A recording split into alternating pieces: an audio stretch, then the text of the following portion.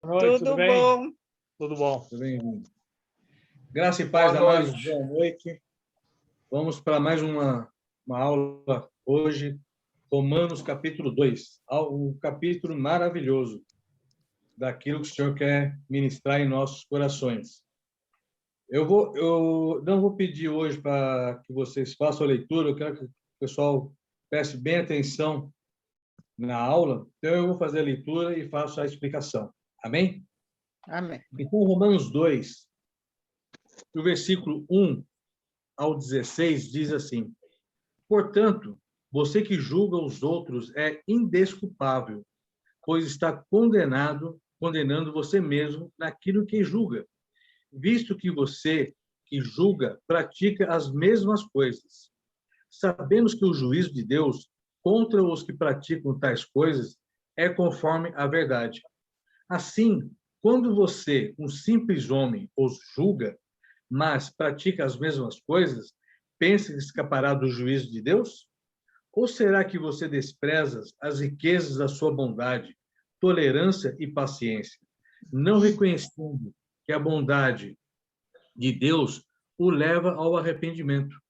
Contudo, por causa da sua teimosia e do seu coração obstinado, você está acumulando ira contra você mesmo para o dia da ira de Deus, quando se revelará o seu justo julgamento. Deus retribuirá a cada um conforme o seu procedimento. Ele dará vida eterna aos que, persistindo em fazer o bem, buscam glória, honra e imortalidade. Mas haverá ira e indignação para os que são egoístas, que rejeitam a verdade e seguem a injustiça. Haverá tribulação e angústia para todo ser humano que pratica o mal. Primeiro para o judeu, depois para o grego. Mas glória, honra e paz para todo que pratica o bem. Primeiro para o judeu, depois para o grego. Pois em Deus não há parcialidade. Todo aquele que pecar sem a lei também perecerá. E todo aquele que pecar sob a lei, pela lei será julgado. Porque não são os que ouvem a lei que são justos aos olhos de Deus, mas os que obedecem à lei, estes serão declarados justos. De fato, quando os gentios que não têm a lei praticam naturalmente o que ela ordena, tornam-se lei para si mesmos, embora não possuam a lei, pois mostram que as exigências da lei estão gravadas em seu coração. Disso dão testemunho também a sua consciência e os pensamentos deles, ora acusando-os, ora defendendo-os. Isto tudo se verá no dia em que Deus julgar os segredos dos homens, mediante Jesus Cristo, conforme declara o meu evangelho. Paulo começa a falar: você que julga os outros é indesculpável. O que ele quer dizer com relação a isso? Os ensinos de Paulo sobre o ato de julgar concordam com os de Jesus, que não condenava o julgamento em si, mas sim a hipocrisia. Ou seja, o fato do indivíduo ser capaz de julgar os pecados dos outros mostra que ele sabe a diferença entre o certo e o errado. Se ele sabe o que é errado outro homem tomar a esposa dele, sabe também que é errado tomar a esposa do outro. Assim, ao cometer o pecado que condena o outro, o indivíduo torna-se indesculpável. Uma pessoa que sabe aquilo que é errado, vê que o outro faz errado e condena ele, mas ele mesmo está fazendo da mesma maneira, ele está sendo hipócrita. Jesus disse a respeito disso, quando ele falou a respeito dos fariseus, da hipocrisia deles. Eles queriam que o povo fizesse várias coisas, seguindo as regras da lei, mas eles mesmos não faziam. Jesus tem uma passagem que ele fala: vocês mandam o povo carregar um peso, mas vocês mesmos com o dedo não tocam neles, não ajudam em nada. Então, isso é ser hipócrita. Todos nós somos falhos, somos pecadores, necessitamos da graça e da misericórdia de Deus. Mas devemos, como é ministrado na ceia, analise o homem a si mesmo. A cada dia nos analisarmos e ver realmente aquilo que está errado em mim, para primeiro eu tirar a trave que está no meu olho, para depois olhar o cisto no olho do meu irmão. O juízo de Deus. Portanto, os que praticam pecados que condenam os outros não escaparão do juízo de Deus, a menos que ele se arrependa. Todo pecado ele pode ser perdoado, desde que verdadeiramente nós nos arrependamos. Apenas Jesus fala a respeito de o pecado contra blasfêmia, contra o Espírito Santo, esse não há perdão. Mas qualquer outra coisa, a pessoa pode ter matado, roubado, mentido, adulterado, assassinado, ele tem, e se ele se arrepende verdadeiramente, ele tem o perdão. E Paulo ainda fala a respeito, né, da bondade. Será que você despreza as riquezas da sua bondade? A bondade de Deus, o julgamento de Deus, muitas vezes é adiado. Esse adiamento evidencia a bondade, tolerância e longanimidade de Deus. A longanimidade de Deus descreve como ele retém o castigo pela perversidade e rebelião humana.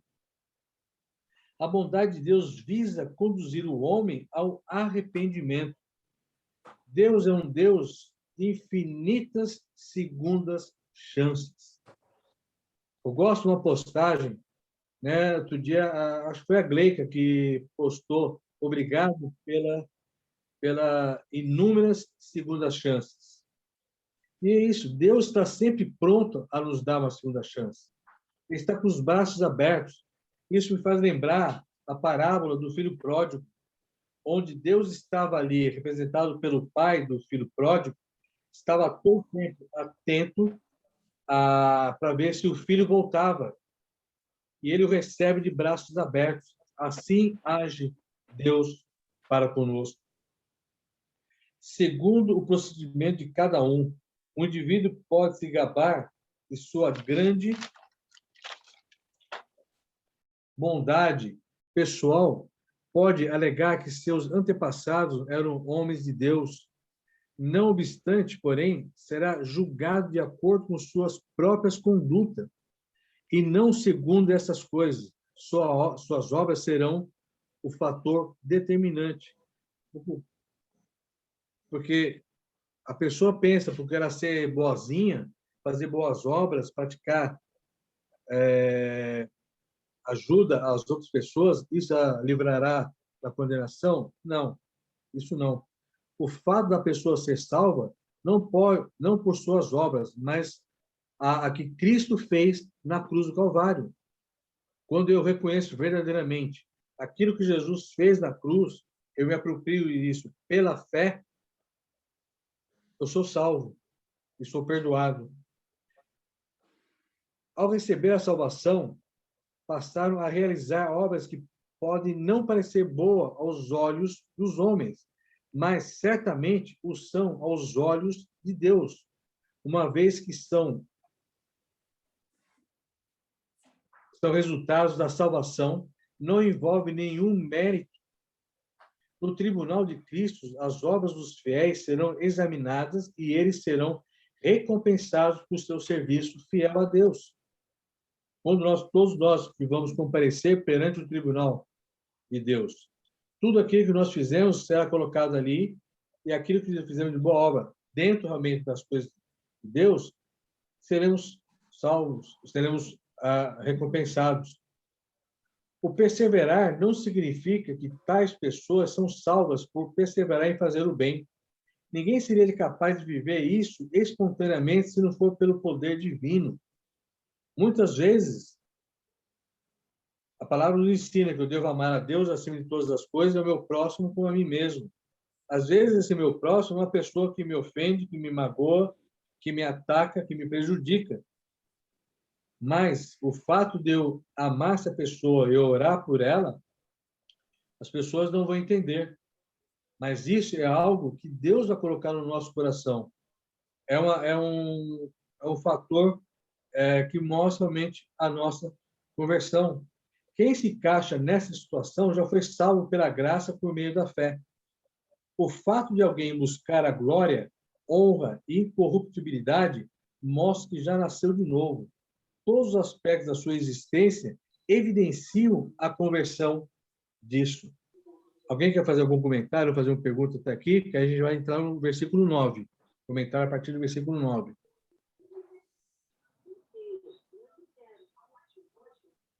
Pastora, pastor, vocês querem comentar alguma coisa?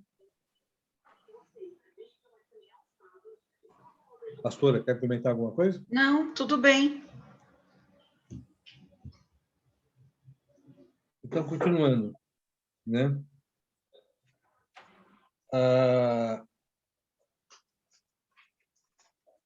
Eu perdi aqui agora, estou sem óculos. Tá? Ele fala, primeiro os judeus, e depois os gregos. O que isso o senhor quer falar conosco? O povo judeu é o povo escolhido por Deus. Eles receberam a revelação primeiro. O Velho Testamento, tudo que acontece no Velho Testamento, mostra para Cristo. O que nós vemos lá, tudo indicava a respeito de Cristo. Quando você pega o povo saindo do Egito, na noite da morte dos primogênitos, foram ungidos os umbrais das portas, com o sangue do Cordeiro. Aquilo, se você observar, é uma posição clara a respeito da cruz de Cristo. Os umbrais ali com o sangue derramado, passado em cada umbral da porta, é como a tipificação da cruz de Cristo. Você pega no tabernáculo, tantas outras coisas que ali foi mostrada, trazendo a revelação do que viria a ser a obra salvífica de Cristo, Jesus Cristo. Então, o povo judeu teve a revelação primeiro. E depois os gregos é tipificado como nós, gentios também. E não há distinção. Deus vai fazer a mesma coisa por todos nós, sem distinção. Ou seja, aqueles que ele fala, de fato, quando os gentios que não têm a lei praticam naturalmente, perdão, no versículo 12, todo aquele que pecar sem a lei também perecerá. E todo eu estou numa reunião aqui, eu não estou prestando atenção. Acho que eu vou ver depois, sabe? Tem alguém falando aí? Estão perguntando alguma coisa? Não, era a Vivi, mas ela já está muda agora, pode falar. É o versículo 12, né, que parece que é o mais importante do capítulo 2. Todo aquele que pecar sem a lei também perecerá. E todo aquele que pecar sob a lei, pela lei será julgado. Quem estava na lei? Eram os judeus. Quem está sem a lei? São os gentios, nós. Tá? Não basta apenas possuir a lei, é preciso obedecer. A única maneira concebível de obter a justificação pela lei seria guardá-la em sua totalidade. Uma vez que todo homem é pecador, é impossível proceder desse modo.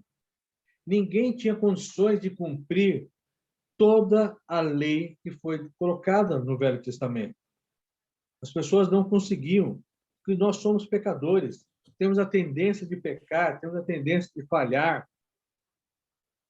Agora, quando nós observamos em Mateus 5,17, Jesus fala, eu vim para cumprir a lei. Louvado seja o nome do Senhor. Essa é a coisa mais maravilhosa que existe. E tudo aquilo que estava na lei, Jesus se fez por nós. Ele cumpriu por nós. E na cruz, ele se fez maldito. Na cruz, ele levou os nossos pecados. Na cruz, ele levou as nossas enfermidades e doenças. Ele cumpriu a lei para que nós pudéssemos ser justificados perante a lei e pelo sangue de Cristo. Amém? Alguém quer comentar alguma coisa, falar algo, uma pergunta? A Manu. Eu estou com uma dúvida de uma fala sua. Ele se fez maldito? Como assim? Cristo se fez maldito? A lei diz que todo aquele que é pendurado no madeiro se faz maldito, tá? Então, isso tá. Eu vou agora me perdoe de cabeça, não vou lembrar agora a referência. Eu vou achar e vou colocar logo depois no grupo. Em Gálatas fala sobre isso também. Então, Jesus, Na cruz do Calvário, tá? Ele estava pendurado no madeiro. E isso, pela lei, ele se fazia maldito no nosso lugar. Na cruz, tudo aquilo que era para mim, para você, para nós, ele estava sobre ele.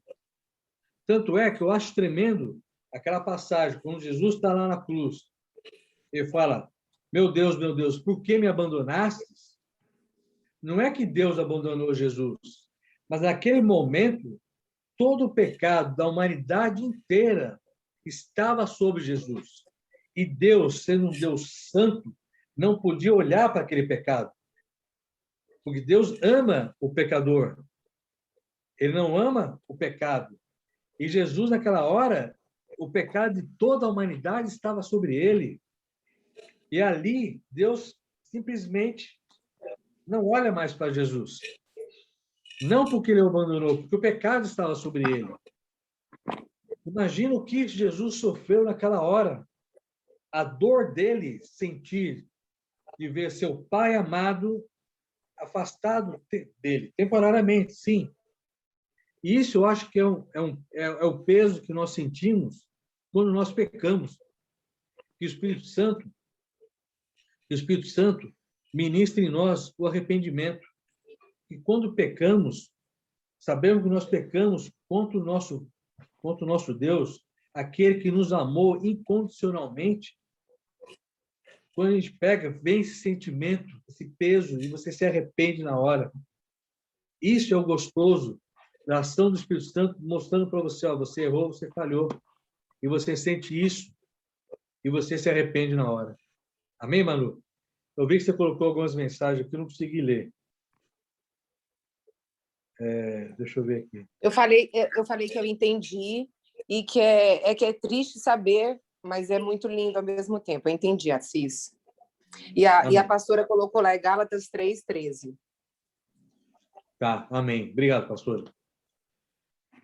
Amém? No versículo 16 tem um detalhe muito importante. Isso tudo se verá no dia que Deus julgar os segredos dos homens, mediante Jesus Cristo, conforme declaro o meu evangelho. Né? Os segredos do coração. Quando nós estivermos diante do tribunal de Cristo, de Deus, isso a gente vai poder ver quando a gente for estudar Apocalipse. Tudo aquilo que nós fizemos de forma pública, as pessoas viram, ou eu apenas, na minha mente, eu pequei desejando o mal de uma pessoa, às vezes, eu não preciso falar nada para ninguém. Eu posso estar aqui pensando uma coisa errada, né? Deus sabe aquilo que está na minha mente e no meu coração. E tudo isso vai ser confrontado diante de nós. Se eu me arrependi, amém, eu me arrependi. Deus perdoou, ele nos lavou com seu sangue, tá? Porque o perdão dele é imediato, 1 João 1:9. Eu amo esse versículo, que ele fala que ele está pronto para nos perdoar, desde que haja arrependimento sincero no meu coração.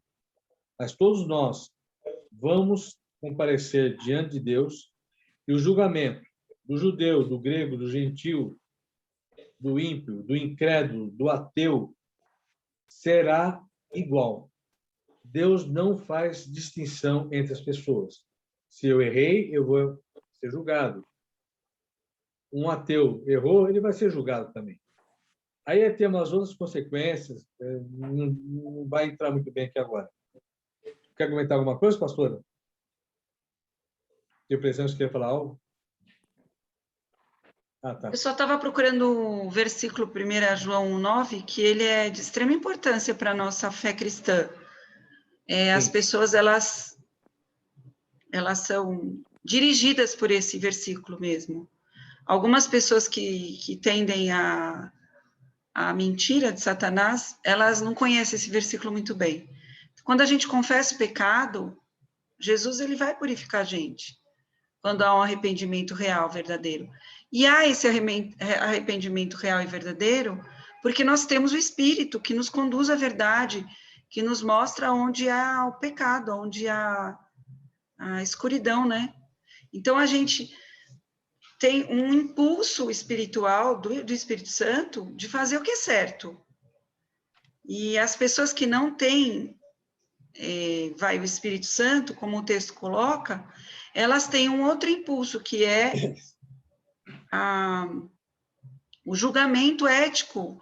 O julgamento delas, dentro delas, tem também uma moral, alguma coisa que faz elas saberem o que é certo e o que é errado.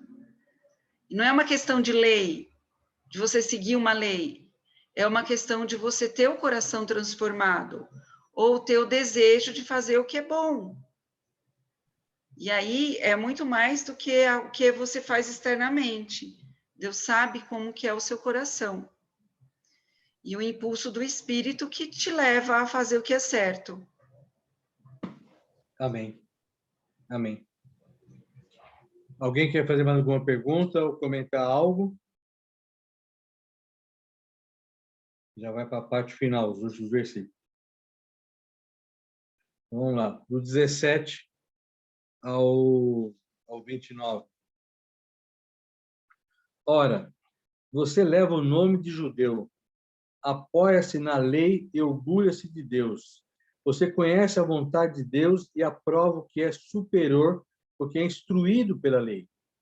Você está convencido de que é guia de cegos, luz para os que estão em trevas, instrutor de insensatos, mestre de crianças, porque tem na lei a expressão do conhecimento e da verdade. Então, você que ensina os outros, não ensina você mesmo? Você que prega contra o furto, furta? Você que diz que não se deve adulterar, adultera? Você que detesta ídolos, rouba-lhes os templos? Você que se orgulha da lei, desonra a Deus, desobedecendo a lei? Pois, como está escrito, o nome de Deus é blasfemado entre os gentios por causa de vocês. A circuncisão tem valor se você obedece à lei, mas se você desobedece à lei, a sua circuncisão já se tornou incircuncisão.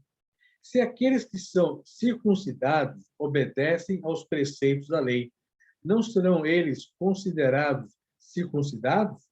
Aquele que não é circuncidado fisicamente, mas obedece à lei, condenará você que, tendo a lei escrita e a circuncisão, é transgressor da lei. Não é judeu quem o é apenas exteriormente, nem é circuncisão a que é meramente exterior e física? Não. Judeu é quem o é interiormente. E circuncisão é operado no coração pelo Espírito, e não pela lei escrita.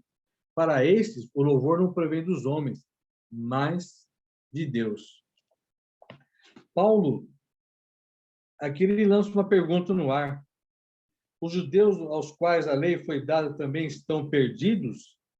Sim, eles estão perdidos também.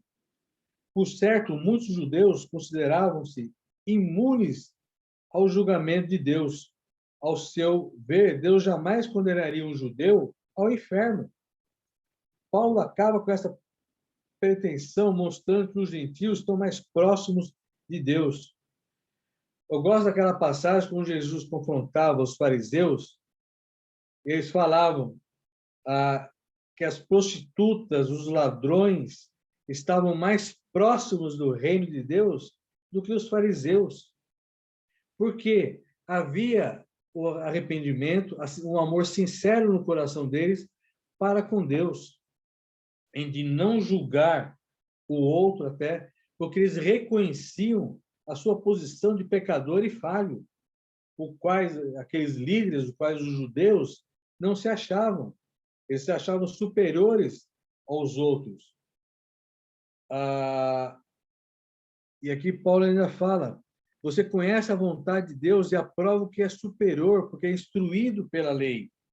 Vontade, eles conheciam as escrituras, aprovava a excelência ou superior. A lei havia sido ensinado a avaliar os valores morais, mas eles não agiam dessa maneira. Eles se achavam superiores, eles achavam que podiam guiar os cegos, guiar as crianças, a julgar os outros que roubavam, mas eles mesmos faziam as mesmas coisas, né? Em resumo, o que Paulo fala, o que os judeus fazem é: faça o que eu falo, mas não faça o que eu faço. Era isso que os fariseus, os judeus, estavam verdadeiramente agindo naquela situação. E quando Paulo traz a eles a revelação a respeito da circuncisão, o que era a circuncisão?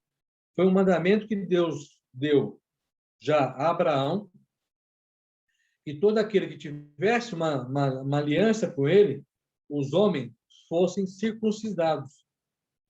Tá? Então, isso era a marca de uma aliança do judeu com Deus. Só que hoje, no Novo Testamento, na nova aliança com Cristo, essa aliança que eu tenho com ele, a circuncisão, é no meu coração. Ou seja, a mudança. Deus revela isso lá em Ezequiel 36, 26. Eu tirarei esse coração de pedra e colocarei um coração de carne, e farei com que vocês andeis e observeis os meus estatutos. Quando eu e você somos transformados, nascemos de novo, somos selados pelo Espírito Santo, há transformação em nosso coração, as nossas atitudes mudam e nós começamos a agir de uma maneira totalmente diferente. Como eu disse agora há pouco, de eu amar aquela pessoa que me agride, que me ofende, porque assim como eu fui pecador e fui alcançado pela graça e misericórdia de Deus, aquela pessoa também precisa ser, né? Paulo, ele ressalva um pouco a respeito da circuncisão com a lei de Moisés, né? E ressalta que esse rito só era válido, culminado a uma vida de obediência. Mas a verdadeira circuncisão é feita no coração pelo Espírito Santo, ou seja, quem nasce de novo. É uma obra de Deus. Como eu falei agora há pouco também, é impossível todos eles seguirem todos os mandamentos da lei, todas as ordenanças da lei. Eram 600 e poucas. Era impossível para um homem cumprir aquilo. Mas Jesus, que fez maldito em primeiro lugar, ele cumpriu a lei, e com isso eu não estou mais na obrigação de cumprir, porque eu já fui justificado. E quando eu reconheço a obra da salvação de Jesus fez por mim, eu reconheço isso pela fé e pela graça eu alcanço a salvação, as minhas atitudes mudam. Eu amo pessoas que não gostam de mim. Missionários, homens e mulheres de Deus, vão para países por amor a países onde o simples fato de falar de Jesus, elas são mortas, elas sabem disso, mas por amor a Deus e amor àquelas vidas, elas vão, outras vão pregar nas ruas, no seu próprio país. Isso é a transformação de nós. Essa é a circuncisão que ocorre no meu e no seu coração, quando verdadeiramente nós temos encontro com Cristo. Ele transforma a nossa vida. Amém? Pastora, pastor, vocês querem comentar algo? Alguém quer fazer alguma pergunta? Esse capítulo é um pouco complexo. Ele fala sobre o julgamento de Deus. É uma coisa que sempre a gente discute, sempre me perguntam bastante. Aquela pessoa é salva?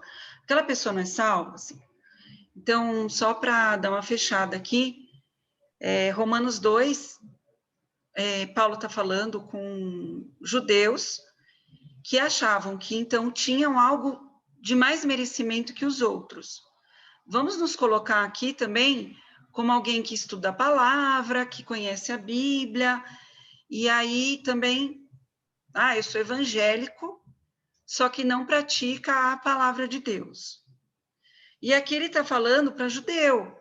O judeu era muito apegado ao fato de ser o povo escolhido. Paulo falou sobre isso no domingo, quando ele fala de Jonas, que ele achava que só o povo judeu tinha direitos. E aqui ele fala muito forte no versículo 11, pois em Deus não há parcialidade. Deus vai julgar com o critério dele, o justo julgamento de Deus. A gente tem critérios humanos, mas Deus não tem. Primeira coisa que a gente tem que sempre pensar é que a salvação vem pela fé em Jesus Cristo. Então, se a gente começasse a embananar aqui nesse texto e falar assim, então a pessoa não precisa aceitar Jesus, ela tem uma consciência boa e ela pratica as leis que Deus exige e ela nem precisa aceitar Jesus. Não, não é isso que está falando. Porque a salvação que Deus dispôs aos homens é através de Jesus Cristo. O que Deus está falando aqui, que ele não tem parcialidade, que ele não vai julgar com os métodos humanos da gente, e que ele vai ver os segredos do coração, independente se a pessoa conhece a Bíblia de cabo a rabo ou não, mas que ela, sendo sensível a Deus, ao Espírito Santo, e tendo fé, ela vai, sim, praticar aquilo que a consciência dela está falando que é bom. Então, é muito mais simples, o julgamento de Deus é diferente do nosso. Deu para entender? E tem a ver com orgulho humano. O orgulho humano faz as pessoas acharem-se melhor que os outros. E Deus, ele não vai ter parcialidade. Ele vai olhar aquilo que é a essência do ser humano, conforme ela reconheceu Cristo. E outra coisa que eu acho que é importante aqui, que isso tudo se verá no dia de Deus julgar os segredos dos homens, versículo 16, mediante Jesus Cristo. Não é mediante a consciência só, é mediante Jesus Cristo, tá bom? Porque talvez, não sei se ficou confuso para alguém aí, que aí tem a ver com o Evangelho de Jesus, quem creu em Jesus. A obra da salvação. Da obra da Feita em Cristo salvação. mesmo. Não é sem Cristo, é sempre através de Cristo. Sim. Eu ia comentar mais agora a respeito, até também ia usar esse gancho da pregação do pastor no domingo passado sobre Jonas. Jonas, uma pessoa em que, tipicamente, mostrando como o judeu achava, Nínive era um inimigo dos israelitas. Jonas não gostava dos ninivitas. Ele queria mais que realmente o peso da ira de Deus viesse sobre Nínive e exterminasse todo mundo. Mas Deus o leva à consciência, ao entendimento que ele quer salvar aquele povo, ele vai, obedece e faz, ministra a palavra de arrependimento de Deus para aquele povo, o povo se arrepende. E depois Jonas senta-se lá no alto e ainda começa a murmurar, olha, como só pode ter pena desse povo? E ali há algo que Deus fala a respeito, que eu não teria compaixão desse povo que há tantos mil aí que não sabem a diferença entre a mão direita e a mão esquerda. Deus, o amor dele é incondicional, é para todos. E é isso que Paulo está falando aqui. Que o pecado com lei ou sem lei. Algo que a pastora disse agora. Se a pessoa está no leito de morte, foi uma pessoa ateia, ateu, a vida inteira, nunca creu em Deus. Mas se na hora lá, uma pessoa for ministrar com ela, o Espírito Santo tocar nela, ela se arrepende e entrega a sua vida a Cristo, 1 minuto antes de morrer, ela vai para a eternidade com Cristo. Ela está salva. Um fato que aconteceu, o pastor acho que comentou também no culto, onde aquele ator que faleceu semana passada, não me lembro mais, ele zombava das coisas de Deus? Zombava. Mas eu orava para que o Espírito Santo ministrasse nele lá naquele leito, no estado de coma. Deus é misericordioso. A gente não sabe também. O Espírito Santo pode ter ministrado. Alguém pode ter ido do lado dele lá e falado com ele, né? Aceita Jesus. Eu já vi vários relatos. A pena que a Tânia e o Rafael não estão aqui, pode falar a respeito disso. Pessoas em estado de coma escutam o que se fala com elas. Eu já ouvi testemunho a respeito disso, né? Da pessoa fala que quer aceitar Jesus e, de alguma forma, outra pessoa parece que demonstra que sim, é orado ali por ela. Então, a gente não sabe. Mas o que é importante, a gente não julgar. É Deus quem julga. Podemos analisar se aquela pessoa está agindo de forma errada, e aí, com amor, ou falar com ela, ou orar, jejuar, interceder por ela, para que ela se arrependa e mude a sua vida. Amém? Alguém quer comentar mais alguma coisa, fazer alguma pergunta? Quem é o Paulo pastor? quer Pode falar, falar. pastor. Eu. Vocês me escutam bem? Estamos escutando, pastor. Qualquer coisa, vocês façam um sinal, por favor. O livro de Romanos, ele nos mostra que o judeu virou um povo, nesse capítulo, presunçoso, orgulhoso, né, que eles achavam, principalmente porque eles eram circuncidados. E a circuncisão, na verdade, eles já estavam tão perdidos que a circuncisão já era para mostrar a etnia de judeu. Os homens judeus tinham que ser circuncisados. A circuncisão ela já não estava mais ligada à lei, porque eles estavam fora dos caminhos do Senhor, por causa da arrogância, por causa da presunção. Tanto é que, quando Paulo começa a falar de julgamento, eles param e querem ouvir. Por que eles param e querem ouvir? Porque eles estavam ouvindo, Paulo está falando da ira de Deus. O Paulo vai estar falando que quem não for judeu, que quem não seguir a lei, quem não for circuncidado, vai passar pela ira de Deus. Eles se achavam que tudo que Paulo estava falando era para os outros, não serviam para eles, porque eles tinham uma presunção muito grande. E, na verdade, o que esse livro está querendo ensinar nesse capítulo, né, o suprassumo disso daí, é que nós não podemos estar presos na religiosidade, assim como estavam os judeus. Né? Nós temos que estar firmes nos propósitos para qual o Senhor nos chamou através de Jesus Cristo. E um deles é a salvação.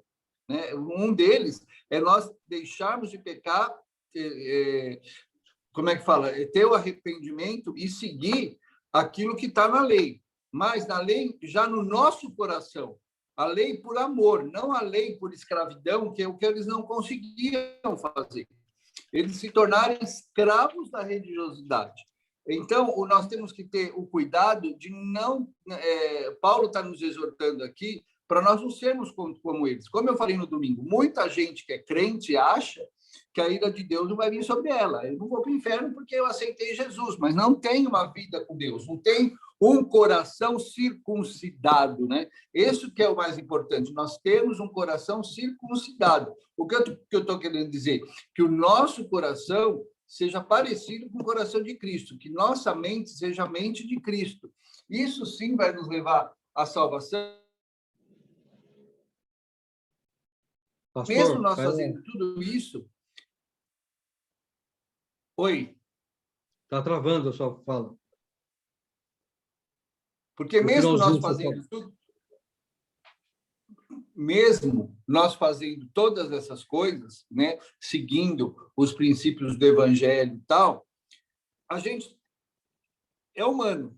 E a ira de Deus só não vem sobre a nossa vida porque quando Deus olha para a gente, ele vê o sangue de Jesus. Nós temos que ser humildes para saber isso. Amém? Amém. Obrigado, pastor. Alguém quer fazer mais algum comentário, alguma pergunta?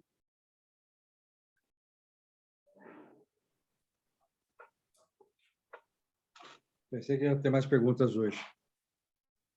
Mas amém.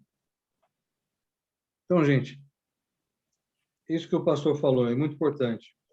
E algo que Paulo fala aqui no versículo 22, pois como está escrito, o nome de Deus é blasfemado entre os gentios por causa de vocês. Isso, infelizmente, ainda acontece hoje, onde muitas pessoas se dizendo, até pegando esse gancho do pastor, se dizendo cristãos, não agem como tal. E essas pessoas realmente falam, mas você não é crente? Mas não estão tendo as atitudes de um verdadeiro cristão. onde o amor de Deus está no coração deles. Amém? Gente, obrigado por vocês terem participado. Fiquei feliz de ver aqui o Carlos e a Célia, a gente estava com saudade deles. Manu participando aqui hoje, não virou abóbora. E Soninha também, fazia tempo que não participava, estava com saudade dela. Fiquei feliz. A Greico e o Luí lá em... Pode desligar o seu terceiro celular de relógio e de despertador agora. Amém. Eu também, viu, Assis? Eu também estou aqui. Quem está falando? Abóbora. Abóbora. Não, Mentira. o Carlos está aqui também. Né? Amém. A Viviane participou hoje conosco. Deus te abençoe, Viviane. Feliz por vocês. Eu vou pedir para Amém. Obrigada, Assis. Eu vou pedir para o pastor Carlos orar encerrando, por favor, pastor. Amém. Amém, meu querido.